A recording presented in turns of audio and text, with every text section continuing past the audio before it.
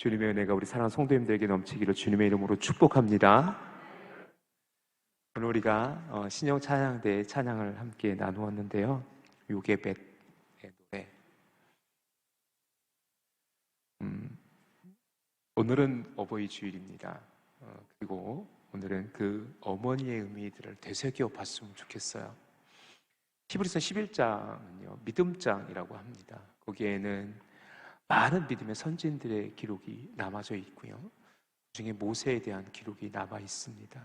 그리고 그 모세의 기록을 또 되짚어보고 오늘 본문을 중심으로 그 모세의 삶, 그리고 그 뒤에 귀한 사랑으로 아들을 세워갔던 그 요게벳의 삶을 오늘 성경 말씀에 직접적으로 기록되어지지 않은 이면의 모습들도 우리가 함께 들여다볼 수 있었으면 좋겠어요.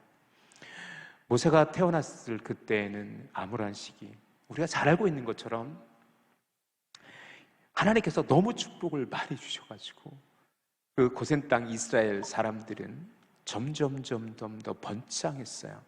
그리고 그 세력을 무서워했던 바로는 뭐라고 명령하죠?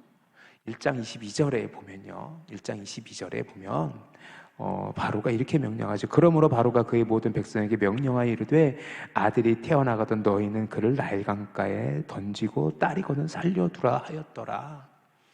이것이 모든 이야기의 출발점일 수도 있겠지요.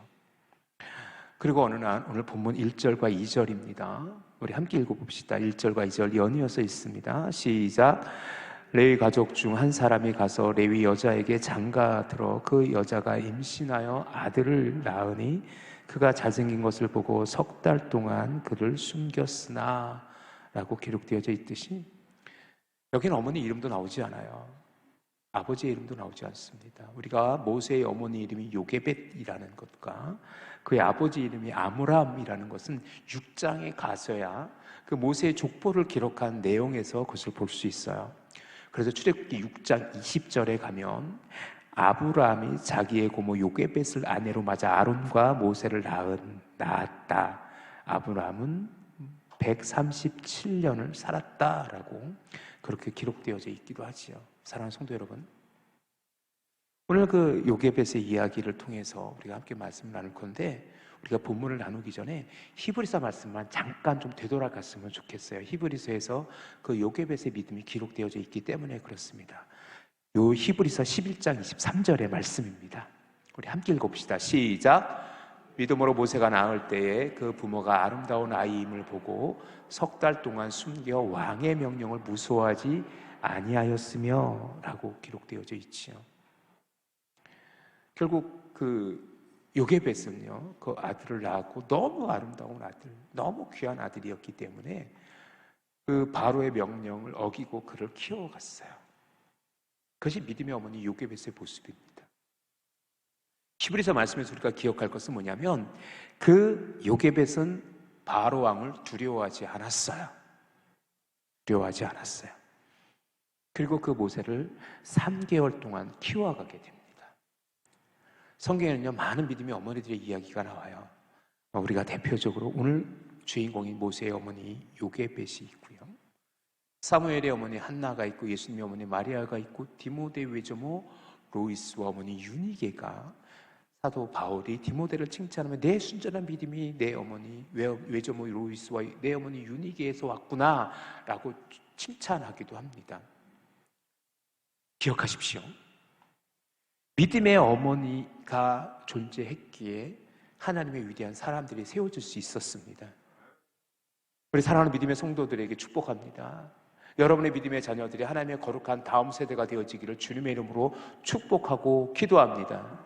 자, 오늘 그 거룩한 이름 어머니, 그 요게벳의 이야기를 조금은 더 한 번 더 한꺼풀 들어가 보시죠. 자, 여러분 기억하세요. 요게벳은요, 그 아들을 3개월 된 모세를 그 나일강에 떠나 보낼 때에 바로 왕이 두려워서 떠나보는 게 절대로 아닙니다. 기억하십시오. 요게벳은 절대로 모세, 그의 아들을 포기하지 않았어요. 혹여나 들키면 어떡할까? 들키면 내가 죽임을 당하지 않을까?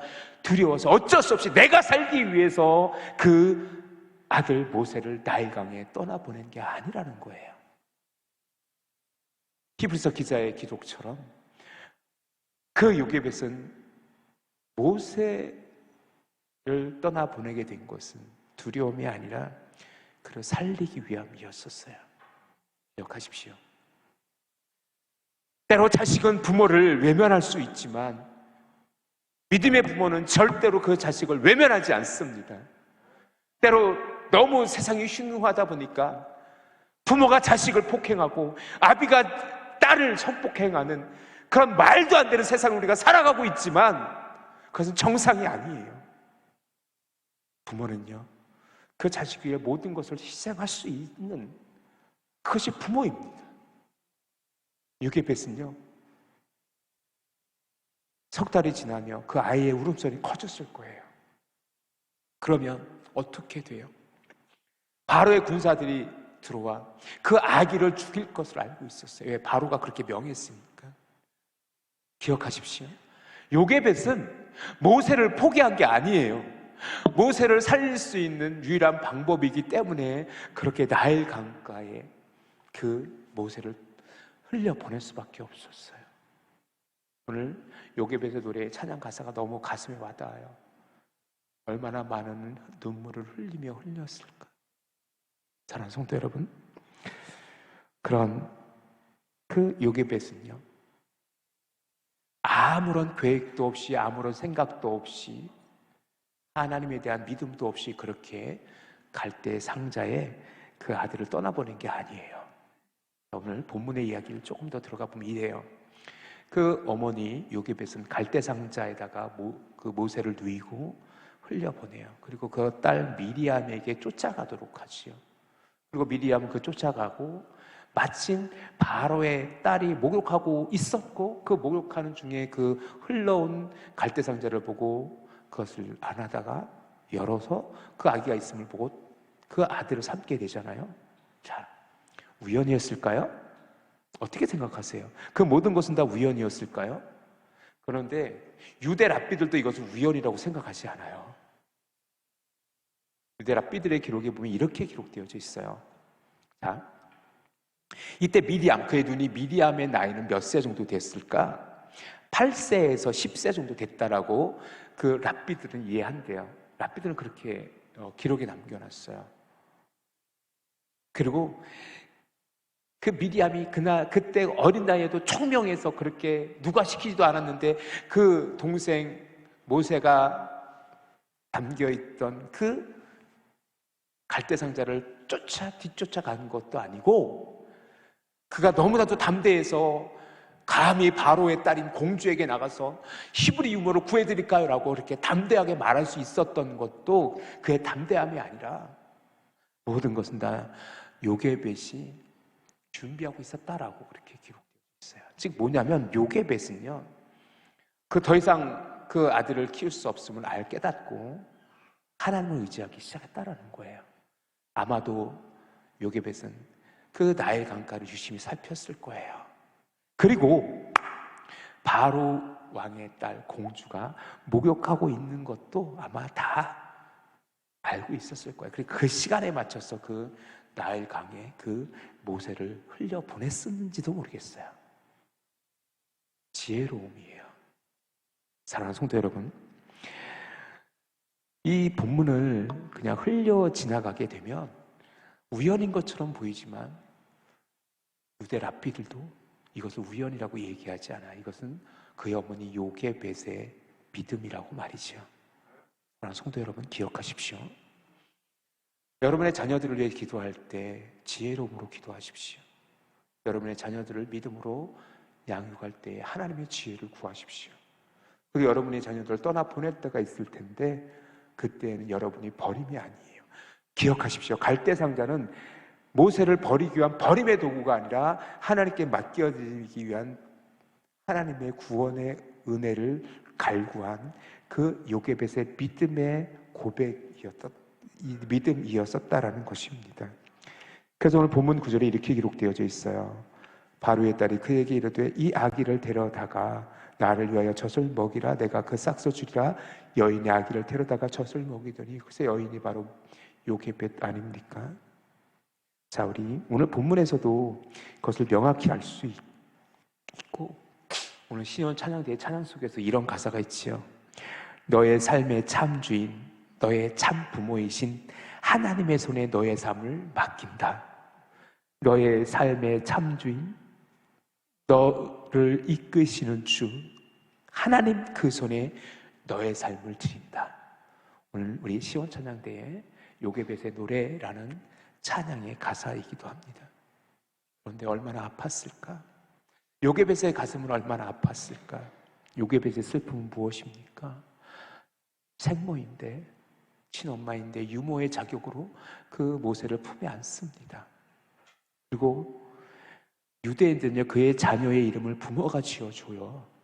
그것이, 그 자녀는 내 자녀입니다, 하나님이 주신 내 자녀입니다라는 믿음의 고백이기 때문에 주로 부모의 이름을 따르거나 부모가 그의 자녀의 이름을 지어줘요. 그런데 모세는 공주에게 의해서 지어진 이름이에요. 요게벳은요, 그 자녀의 이름조차 짓지 못해요. 왜? 내 자녀가 아니니까. 얼마나 아팠을까. 그리고 끝까지 지켜주지도 못해요. 끝까지 지켜주지도 못해요. 얼마나 아팠을까. 사랑하는 성도 여러분, 그럼에도 불구하고 그 요게벳의 믿음의 결단이 그 모세를 세워가기 시작하고 지켜가기 시작합니다. 그 요게벳의 지혜, 요게벳의 믿음을 우리는 함께 이 시간 나누었으면 좋겠어요. 첫 번째 뭐냐면, 갈대 상자의 아들을 넣은 것은 요게벳의 지혜로운 결단이었었어요. 자, 우리가 그 갈대, 왜 하필 갈대 상자였을까? 라는 생각 여러분 해보신 적 있어요? 왜 하필 갈대 상자라는 표현을 쓰고 있을까? 그것은 요게벳의 철저한 신앙의 고백이 전제되어져 있는 사건이에요. 자, 지금부터 여러분이 조금은 좀 집중해서 말씀에 좀 들어갔으면 좋겠어요. 자, 구약 성경에는요, 상자, 아크라는 영어 단어가 쓰인 세 개의 물건이 나와요. 세 가지가 나오는데 그것을 쓰리 아크라고 해요. 세 가지 아크. 첫 번째 우리 읽어볼까요? 세 가지, 시작. 이것은 쓰리 아크라고 그래요. 노아의 방주 상자, 노아의 방주, 이것이 아크로 돼 있어요. 방주가 영어로 아크로 돼 있어요. 왜? 네모나요. 네모나게 만들어진 거예요. 그리고 그것은, 노아의 방주는 철저하게 하나님의 구원을 상징하지요. 그래서 이 본문을 우리가 묵상할 때 무엇을 생각하게 되냐면, 그 요게벳은요, 그 갈대 상자가 버림의 도구가 아니라, 하나님! 내 아들을 지켜주시고 내 아들을 구원해 주시고 내 아들을 인도해 달라는 간절한 믿음의 고백이 갈대 상자에 있는 거예요. 그래서 성경은 굳이 아크라는 표현을 쓰고 있어요. 우연히 집에 있는 아무 상자나 가져다가 그 위에 역청을 바르고 진흙을 발라서 그것을 버린 게 아니라 하나님께 맡겨드린 거예요. 내어 맡겨드린 거란 말이에요. 사랑하는 성도 여러분, 기억하십시오. 그렇게 요게벳은요, 그의 아들을 갈대 상자에 담아 강에 흘려보내요. 그것은, 하나님, 내 아들을 부탁합니다. 내 아들을 지켜주세요. 내 아들을 인도해 달라고. 그리고 모든 것은 그 지혜로운 어머니 요게벳에 의해서 계획되어진 것들이었었어요. 사랑하는 성도 여러분, 여러분의 자녀들은 지금 어떻게 살아가고 있습니까? 제가 오늘 여러분에게 간절히 부탁드리고 싶은 게 있어요. 제가 우리 교회를 신방하다 보니까 우리 교회도 여전히 많은 자녀들이 믿음의 자리를 떠나 있더라고요. 전에 교회에서도 그랬고요. 제가 이제껏 많은 교회를 섬겨왔고 많은 성도님들을 만나고 또 그들의 기도 제목을 나누었는데, 가장 복된 가정은 온 가족이 함께 예수 믿는 가정이고요. 그런데 생각보다 많이 그 자녀들이 믿음이 떠나 있는 가정이 너무너무 많아요. 만약에 이 자리에 여러분의 자녀들 중에 믿음이 떠나 있는 자녀들이 있다면 기도하십시오. 생명을 걸고 기도하십시오. 그리고 그 생명을 여호와께 내어 맡기십시오. 그리고 그 자녀들에게 선한 믿음의 본을 보이십시오. 그래서 여러분의 믿음을 보고 그 자녀들이 다시 믿음의 자리로 돌아올 수 있도록, 그리고 하나님께 그렇게 기도하세요. 하나님, 내 자녀 지금 하나님을 떠나 있는데 하나님, 내 아들 붙잡아 달라고, 내 딸 붙잡아 달라고 기도하는 믿음의 부모가 되어지기를 주님의 이름으로 축원합니다. 사랑하는 성도 여러분, 그리고 참 지혜로웠던 요게벳이에요. 그 나일 강에는요 악어가 어마어마하게 많습니다. 그걸 나일 악어라고 그럽니다. 나일 악어라 그러고, 그 애굽 사람들은요 쇼베크라는 악어 형상의 우상을 섬기고 있었어요. 이것은 다산을 상징하기도 하고 바로 왕의 힘, 권력을 상징하기도 하는 우상이에요. 악어가 우상으로 섬겨졌을 정도로 나일강에는요 악어가 득식을 거렸대요. 그래서 갈대 상자로 만든 거래요. 갈대 상자는 악어가 삼키지도 못하고 악어는 그것을 먹지 않습니다. 굳이 갈대 상자였던 이유는 그 악어의 공격을 피하기 위한 지혜로움이라고 어느 주석책에는 기록되어져 있더라고요. 참 지혜롭죠. 그러니 그 모세를 담고 있던 갈대 상자는 무의미한 갈대 상자가 아니라 그 요게벳의 믿음과 그 지혜로움이 담겨져 있는 것입니다. 그리고 우리가 기억할 것은 뭐냐면, 그 요게벳은 정말 가슴 아프지만 친모이지만 엄마이지만 유모라는 자격으로 그 아이를 젖을 물리기 시작해요. 어땠을까? 얼마나 간절히 기도했을까? 얼마나 그 젖을 물리며 그 모세를 향하여 간절히 기도했을까? 그리고 그에게 계속해서 이야기했을 거예요. 모세야. 그때는 뭐 엄밀히 말하면 그 아기죠. 모세라는 이름은 나중에 바로의 공주에 의해서 지어진 이름이니까 아마 이렇게 했겠죠. 아가야, 내가 너의 엄마다. 그리고 너는 기억해, 너는 하나님의 백성이야. 너는 이스라엘 사람이야. 하나님의 거룩한 약속의 자녀야. 너가 비록 이제는 바로의 궁에 들어가 왕자로 살게 되겠지만 기억해, 너는 하나님의 거룩한 백성이야. 너는 히브리인 중에 히브리인이야. 너는 약속의 백성이야 라고. 그리고 아마도 끊임없이 그 하나님의 말씀들을 읽어주고 또 읽어주고 또 읽어주지 않았을까요? 그것이 모세의 정체성이 되어지는 것 아니겠습니까? 사랑하는 성도 여러분, 그래서 우리가 잘 알고 있는 것처럼 모세는요 평생 그 하나님을 떠나지 않습니다. 떠나지요. 광야 시대. 그리고 엄밀히 말하면 그가 애굽 궁에 있을 때 그 신앙의 정체성은 가지고 있을지언정 하나님을 의지하지는 않았어요. 그래서 자기 힘으로, 나는 히브리인이라는 아이덴티티 정체성이 있으니까 뭐예요? 그 히브리인들이 애굽 군사에 의해서 매를 맞을 때 그 히브리인이 불쌍하여 애굽 군사를 쳤는데 그 군사가 죽임을 당하게 되지요. 자, 그렇게 그 어릴 적 그 요게벳의 신앙교육이 일평생 모세를 흔들지 않아요. 자, 오늘 10절 말씀 한번 보시겠습니까? 10절 말씀 우리 함께 읽어봅시다. 10절 말씀 시작. 아이가 자라매 바로의 딸에게로 데려가니 그의 아들이 되니라. 이는 내가 그를 물에서 건져내었음이라 하였더라.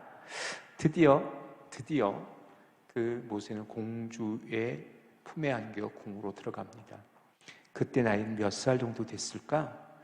아이가 자라매 라는 단어가 있는데, 이 자라다 라는 단어는 히브리 원어로 가달이라는 단어가 쓰이는데, 젖을 떼었다 라는 의미입니다. 그런데 젖 떼었다라는 것은 혼자 밥을 먹고 옷을 입을 정도의 나이라고 합니다. 그래서 유대인들의 그 생각 속에 유대인들은 젖 떼었다라는 것은, 자랐다라는 표현은 보통 3세에서 5세 정도 되었을 거라고 추정합니다. 그러니까 지금 이 모세가 그 어머니 요게벳에서 한 3살, 길게는 5살 정도까지는 그 품에서 자랐을 가능성이 높아요. 그때 요게벳은 그 아들 모세에게 히브리인의 정체성을 가르치고 심어 주었던 것이지요. 자, 제가 책 한 권을 여러분에게 소개시켜 드리고 싶습니다. 3살까지는 엄마가 키워라. 이미 여러분의 자녀는 3살이 다 넘었을지도 몰라요. 그런데 만약에 우리 청년들이나 우리 여러분의 따님들이나 며느님이 아기를 낳으면 이 책을 한번 선물해 보는 것도 괜찮을 것 같아요. 자, 우리 좀 그 책 좀 보여주시겠습니까? 3살까지는 엄마가 키워라. 우리 파란색 글씨 한번 읽읍시다. 시작.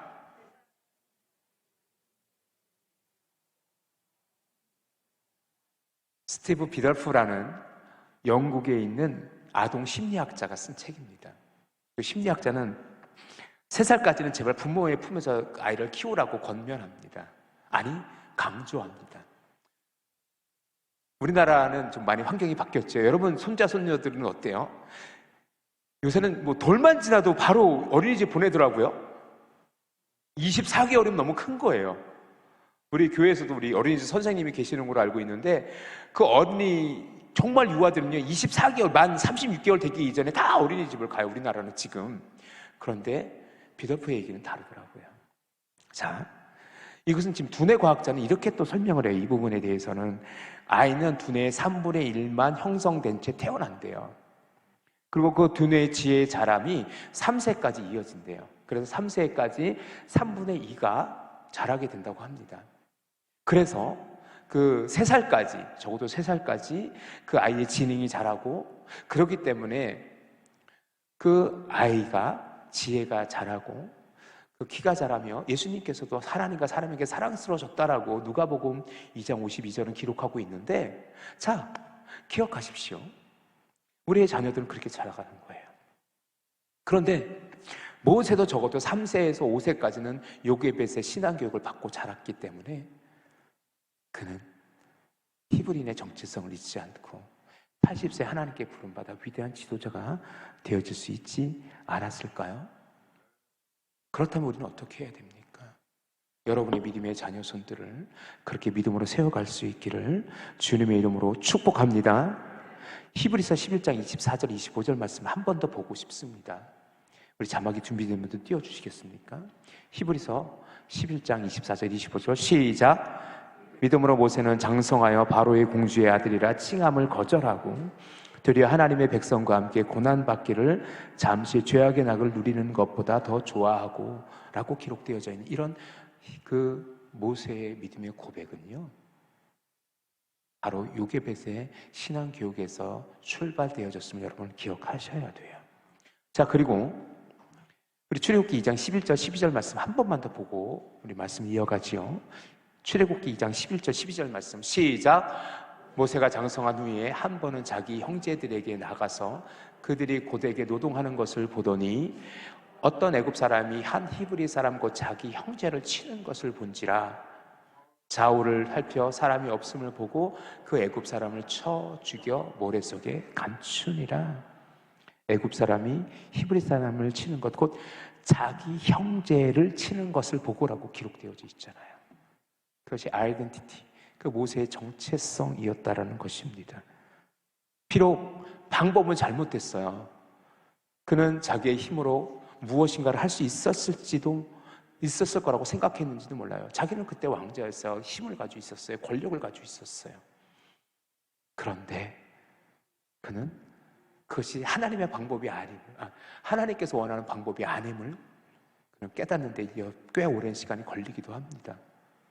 그리고 광야 시대를 지나 80세에 모세는 또다시 하나님께 부름을 받게 되어집니다. 결국 모세의 일생은 히브리인의 정체성을 잊지 않고 하나님의 부르심에 순종하는 자리까지 나아갈 수 있었던 것은 그 어린 시절 어머니 요게벳의 기도 때문은 아니었을까? 요게벳의 지혜로움 때문은 아니었을까요? 사랑하는 성도 여러분, 오늘 어버이 주일 우리 성도님들께 간절히 부탁드립니다. 여러분의 자녀들을 위해 지혜를 구하십시오. 그리고 여러분의 자녀들을 위해 기도하십시오. 그리고 여러분의 자녀들 믿음으로 세워갈 수 있기를 주님의 이름으로 축원합니다. 어느 목사님께서 이런 설교를 하시더라고요. 목회자의 삶은 양파와 같다고. 처음에는 무슨 말씀이지? 왜 우리 목회자의 삶이 양파와 같아? 라고 의아했는데 그 이어지는 말씀이 되게 또 은혜가 됐어요. 목회자의 삶은요, 마치 쇼윈도우의 삶 같기도 합니다. 원하던 원치 않던 성도님들은 목회자의 삶을 봅니다. 저는 그걸 압니다. 그리고 제 삶이 여러분의 성도들에게 본이 되어줄 수 있기를 저는 간절히 기도합니다. 그리고 이 목회자의 삶은 설교 시간에 예화로 종종 이렇게 나누어지기도 하지요. 오늘 저는 여러분과 함께 저희 어머니 이야기를 함께 하고 싶어요. 1부 예배 끝나고 2부 예배 준비하면서 하나님 1부 예배 때 실컷 울었으니까 2부 예배 때 눈물 흘리지 않게 도와주옵소서라고 그렇게 기도하고 올라왔는데 저희 어머니 사진 잠깐 보여주실래요? 저희 어머님 사진입니다. 제게 있는 유일하게 남은 사진이기도 해요. 얼핏 많이 상체기가 나서 정확하게 어머니 얼굴이 잘 보이지도 않아요. 어떤 분은 그렇게 의아하실 수 있을지도 모르겠어요. 목사님 그렇게 나이 들어 보이지 않는데 저희 어머님이 사진도 흔했을 때인데 왜 어머님 사진이 저거밖에 남지 않았을까? 그래요. 저희는 그렇게 가난했어요. 어머님은 1995년에 하나님의 부르심을 받으셨고요. 일평생 일만 하다가 7남매를 키우시다가 7남매들이 조금씩 자리를 잡아 조금 부모님을 모시려 하니 어머님은 먼저 가셨어요. 저희 어머님은 예수를 모르셨어요. 교회를 다니지 않으셨어요. 그래서 제가 처음 신학대학 간다는 거를 진짜로 부직갱이 알죠? 부직갱이 들고 다니면서 저를 때리면서 말리셨어요. 저희 부모님은요, 저희 아버님은 제 성경책을 다 찢어버리기도 하셨어요. 신학대학 가는 걸 그렇게 반대하셨어요. 그런데 저는 신학을 공부하려던 이유는 딱 한 가지. 여러분에게 얼핏 제가 말씀드렸던 것 같은데 저는 신학대학 가서 목사 되는 곳인지 처음 알았던 어리석은 사람이었었어요. 그런데 신학대학을 가고 그리고 어머니께서 드디어 교회를 나가기 시작하셨어요. 제가 서울신학대학교에서 공부하는데 동생한테 연락이 왔어요. 저희 6살 밑에 동생이 하나 더 있는데 그 동생이 연락이 왔어요. 유일하게 저와 함께 신앙생활했던 동생이었었어요. 7남매 중에. 오빠 엄마 교회 나가기 시작해서 대박. 그래가지고 제가 그날로 큰 성경책, 그때 어머님의 시력은 조금씩 잃어가고 있었어요. 당뇨병 때문에. 그리고 큰 글씨 잘 보이는 큰 글 성경을 사서 내려가서 어머니께 전해드리고 사역지도 춘천으로 옮겼어요. 매주 내려갔는데 그때 제가 시험에 들었어요. 말씀드렸지 저는 목회자가 되고 싶은 마음이 추워도 없었어요. 저는 목사가 되고 싶지 않았어요. 그리고 목사를 꿈꾸면서 신학대학 간 것도 아니었기 때문에 미련도 없었어요. 그렇게 1992년 한 학기를 마치고 휴학하고 저는 이제 방위라는 그 짧은 18개월 동안의 군복무를 마치고 복학할 생각은 하지 않고 열심히 이 돈을 벌었어요. 저는 돈을 벌어서 어머님 눈도 고쳐드리고 싶었고 또 목회를 할 생각은 없었기 때문에 신학대학 복학한다는 것도 저에게는 무의미했었어요. 그래서 열심히 돈을 벌고 있었는데 그 돈을 버는 것은 제가 부르심을 설교할 때 제가 말씀드렸잖아요. 저 노가다 뗐다고. 그래서 노가다 진짜 열심히 뛰었어요. 노가다 진짜 열심히 했어요. 그래서 노가다는 새벽 몇 시에 일 나가는지 아시죠? 해 뜨면 일 시작합니다. 그때 7월 달이었어요. 7월 달이었는데 그때도 보통 4시 반, 5시면 제가 일을 나갔어요. 그날도 어김없이 일을 나가고 있는데 그날 새벽에 어머님은 그때 이미 완전 소경이셨어요. 당뇨병 합병증으로 완전히 눈을 잃으셨기 때문에 그렇다고 요즘에는 흰색 시력 장애우를 나오는 그런 지팡이도 있었는데 우리 어머니 그것도 없으셨어요. 지게닥재기 아시죠? 지게닥재기. 지게작대기를 툭툭 치면서 그 새벽에 어디를 가시는 거예요. 일부 예배 때 울어서 2부 예배 때 안 울려고 그랬는데 그때 내가 마침 그날 엄마 가는 모습을 봤어요. 이전에도 어머님은 새벽 기도를 하셨었던 것 같아요. 엄마 어디가? 그랬더니 아들 신학 갔는데 알고 봤더니 목사 된다더라. 내가 가서 하나님께 기도해야지. 그 한마디가 저를 완전히 무너뜨렸어요. 어머님이 되려 저를 위해 기도하시고 어머님은 그렇게 보이지 않는 눈으로 지팡이도 없이 그 지게작대기를 지팡이 삼아 툭툭 치면서 제가 다니던 그 교회로 새벽 예배를 나가기 시작하셨어요. 그날 그 새벽에 저는 하나님의 음성처럼 들려졌어요. 그래서 그날 저는 모든 것을 다 그날 가서 아르바이트도 다 끝내고 다 정리하고 바로 짐 싸서 책 들고 다시 서울신학대학교, 그때 방학이었었어요. 방학인데 서울신학대학교는 기숙사를 오픈해줘서 다시 공부하려고 기숙사에 들어서 공부를 정말 열심히 했던 것 같아요. 진짜 열심히 했던 것 같아요. 그리고 채 1년이 지나기 전에 제가 그때 전수하러 다시 사역을 하고 있었는데 전화가 왔어요. 동생한테 연락이 와 있었어요. 학교 기숙사로 동생한테서 엄마 위독하다고. 그래서 그것도 주일이었었어요. 잃어먹지도 않아요. 주일이었는데 수일 사역을 다 마치고 교회 왔더니 기숙사 게시판에 신학과 2학년 윤영수 집에서 급 연락 봐라 했더니 어머님이 위독하다고. 그래서 그 자리에서 어머님을 보기 위해서 바로 달려갔는데 어머님은 조금씩 차가워지고 있었고, 그리고 어머님이 나에게 무엇인가를 말씀하고 싶은 것 같이 눈을 또렷이 뜨고 저를 바라보고 계셨는데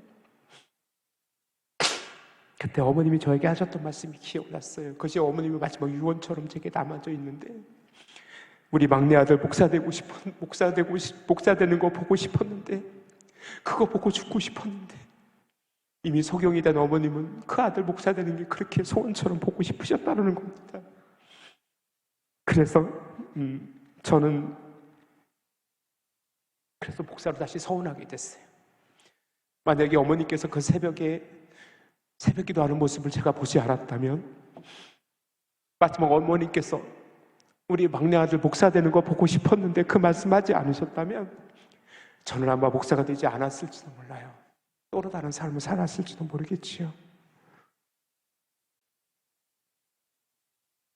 오늘 그 새벽 지게작대기를 지팡이 삼아 흔들며 우리 아들 목사 된다고 신학 공부하는데 기도해 줘야지 하는 모습이 너무나도 그립고 너무나도 보고 싶습니다. 그래서 오늘 설교 제목이 어머니 너무 아픈 그 이름입니다. 우리 어머니의 이름이 저에게는 너무 아픈 이름, 너무 보고 싶은 이름입니다. 사랑하는 성도 여러분, 여러분의 곁에 아직 부모님이 계십니까? 그러면 여러분은 정말 축복받은 사람입니다. 저는 그것이 얼마나 부러운지 모릅니다. 우리 장로님들 댁에 또 노모님이 계시고 권사님이 계시는데 저는 솔직히 얼마나 부러운지 몰라요. 정말 얼마나 부러운지 몰라요. 성도 여러분, 만약에 여러분의 곁에 여러분의 어머님이 계시고 아버님이 계시다면 이거를 다 하십시오.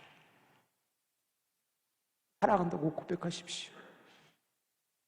그리고 여러분의 자녀들을 위해서 눈물 뿌려 기도하는 우리 믿음의 성도님들이 다 되어질 수 있기를 주님의 이름으로 간절히 축원하며 부탁드립니다. 기도합시다.